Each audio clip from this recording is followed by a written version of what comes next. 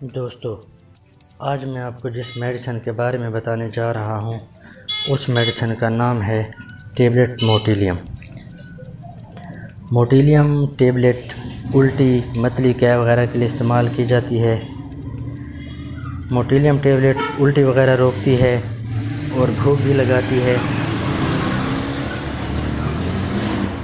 Motilium tablet से अगर चक्कर आते हों तो चक्कर आना भी बंद हो जाते हैं।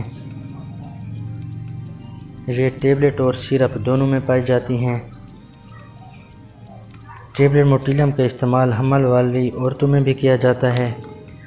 हमल के दौरान जब औरतों को उल्टी, कैप, मतली वगैरह आती है तो मोटिलियम के इस्तेमाल से उल्टी, कैप, मतली आना बंद हो जाती है। इसके अलावा अगर किसी को भी उल्टी आती हो, मतली होती हो तो मोटिलियम के इस्तेमाल से उल्टी और मतली बंद हो जाएगी। एक गोली सुबह, दोपहर, शाम 3 टाइम खाने से पहले इस्तेमाल करें। इसकी पैकिंग में 10-10 गोलियों के 5 पैकेट होते हैं। मतलब टेबलेट मोटिलियम की 50 गोलियों की पैकिंग होती है। 50 गोलियों की कीमत सिर्फ 222 रुपये है।